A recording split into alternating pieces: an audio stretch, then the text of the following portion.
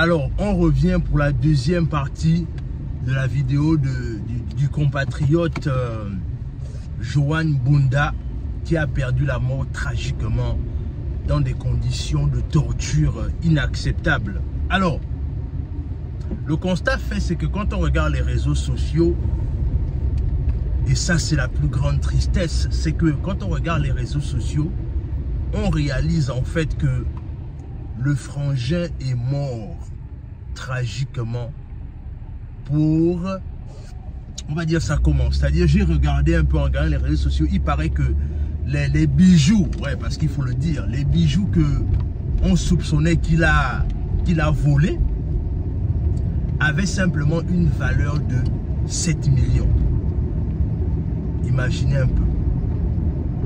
C'est-à-dire, on arrête le frangin, on le torture, et jusqu'à ce qu'il va trouver la mort pour une valeur de 7 millions.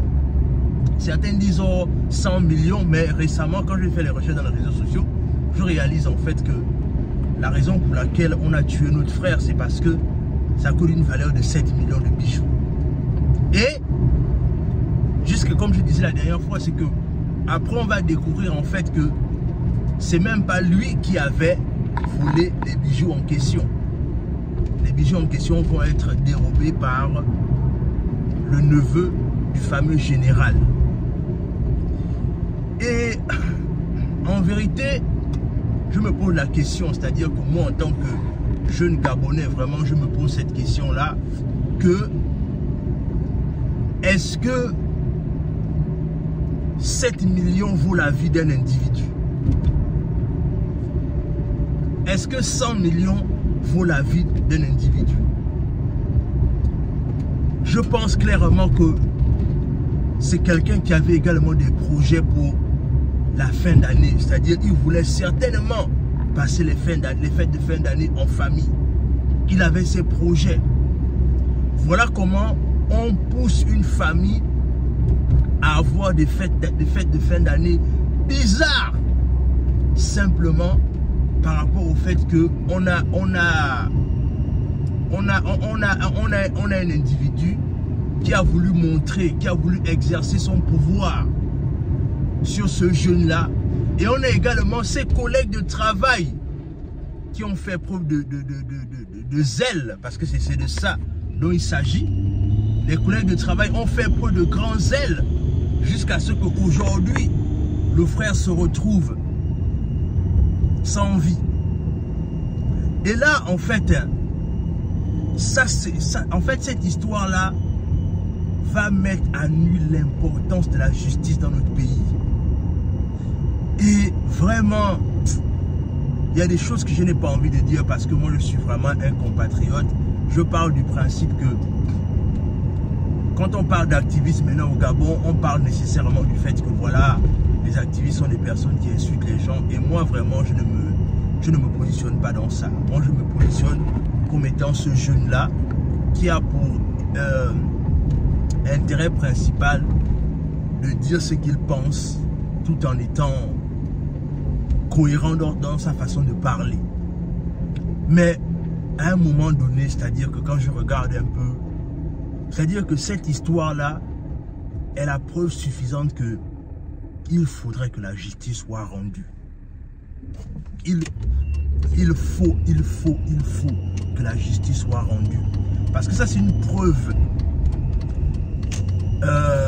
qui est palpable du fait que si la justice n'est pas rendue, j'ai même envie de dire que le pouvoir du CTRI, c'est-à-dire en termes d'influence, en termes de popularité et en termes de crédibilité, va prendre un coup. Vraiment, je pense que j'espère que le président Oligui est conscient de cette histoire-là. Que s'ils ne rendent pas justice, ça va prendre un coup dans leur popularité, dans leur crédibilité. C'est l'occasion inespérée de pouvoir rendre justice à cette famille-là. Parce que quand je vois les photos de ce jeune-là, c'était un jeune plein d'avenir. Quand je regarde un peu, je pense un peu qu'on était certainement de la même génération. Et je pense que le président Oligui, avec le CTRI, avec le gouvernement, doivent tout faire pour pouvoir rendre justice à Joanne. Il faut lui rendre justice. On est fatigué de ces généraux-là qui ont pour habitude de décider de vie et de mort sur les Gabonais. On est fatigué. C'est-à-dire que quand je parle à cette histoire de général-là, je pense directement à l'histoire du chanteur Eniga. C'est-à-dire que les généraux qui se coiffent tout permis en fait. C'est-à-dire que la position d'un général dans un pays, il se prend comme s'il était un ministre, comme s'il était un président de la République. Il pense qu'il peut tout faire. On est fatigué, on est fatigué. Franchement, on est fatigué.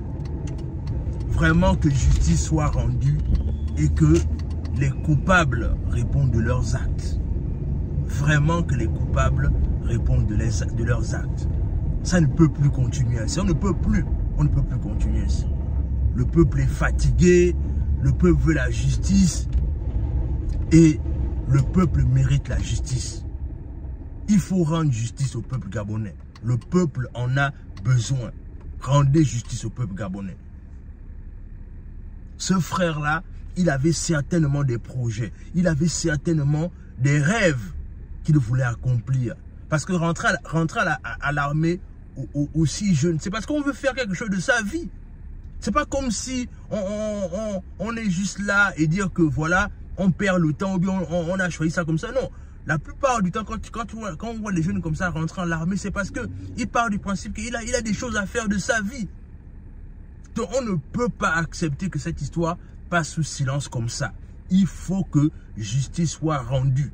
Vraiment, j'en appelle à la bienveillance du ministre de la Justice, au procureur de la République, au président de la République, afin que justice soit rendue à ce compatriote-là.